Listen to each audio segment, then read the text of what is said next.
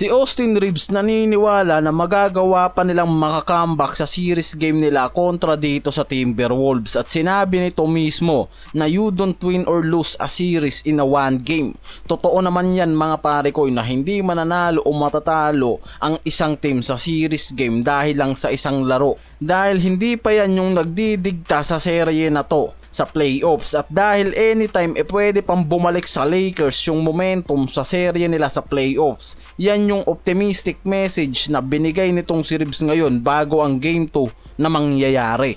Binanggit rin kasi mismo nitong si Reeves na may pagkakataon pa sila sa game 2 na to para maitabla ang serye nila sa Wolves habang nasa kanila pa yung home court advantage, even at tinalo sila niyan mismo sa game 1. At mas paghandaan pa nila yung dalawang laro sa home court na mangyayari dito sa Timberwolves naman.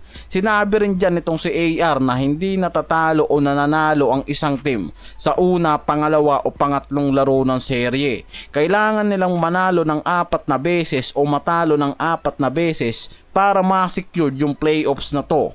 At itong si Reeves ngayon yung nagpapakita nga ng mataas na kumpiyansa sa mangyayaring game 2 at magagawa pa nga ng mga to na manalo kontra dito sa Wolves. Yan yung nakikita nitong si Reeves mga pare koy. Hindi rin kasi talaga naging maganda yung laro nitong si Reeves sa game 1 na nangyari dahil meron lang tong 16 points, 3 assists and 3 boards sa nangyaring laban na yan at tinalo sila dyan ng Wolves at meron lang tong 38.5% from the field and 37.5% from deep. Kaya naman talagang bumagsak yung averaging nitong si Reeves at yung performance niya at kailangan nga nitong bumawi sa game 2 na mangyayari. At alam naman natin na tong si Reeves isa yan sa inaasahan pagdating sa pagiging scorer dito sa Lakers kasama itong si LBJ at si Luka. Kaya importante rin yung mataas na numbers nitong binibigay sa Lakers lalo na ngayon sa playoffs. Sa kabilang banda, after nga ng pagkakatalo ng Lakers sa Game 1, pinaliwanag mismo nitong si JJ Redick ang mga aspeto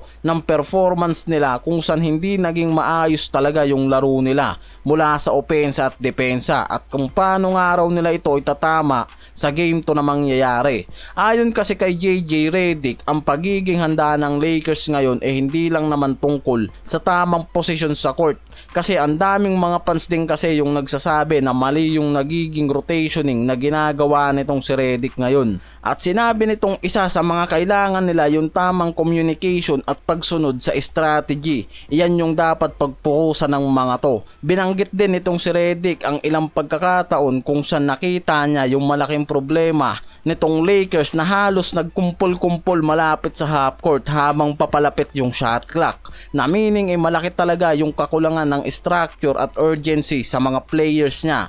At yan yung napansin mismo nitong si JJ. Dagdag pa niya ang Lakers ngayon kailangan magpakita ng mas mataas na intensity at matinding execution para maiwasan maulit yung nangyari sa kanila sa Game 1. Malaki kasi talaga yung naging problema ng Lakers sa Game 1 na to. At aminado naman mismo mula dito kay JJ Redick, Luka at LBJ kasama itong si Reeves na malaki yung naging problema nila mula sa opensa at depensa na kailangan nilang punan ngayon sa mangyayaring Game 2. Ang pinoproblema kasi talaga nitong si Redick ngayon itong si Edwards na sa Game 1 talagang walang nagamit ang Lakers para maging stopper ng main core na to. Mula dito kila Bando o kahit itong si DFS hindi nagawang pigilan itong si Edwards. Gumawa lang ng 22 points yan. Pero nakita na mas natuon kasi dito kay Edwards yung focus sa depensa nitong Lakers na mismong naging dahilan para makakuha ng mga open shot yung iba niyang mga teammates. At yan mismo yung problema nitong Lakers ngayon lalo na itong si Redick kung paano susolusyonan yung depensa mula sa labas at loob dito sa Timberwolves.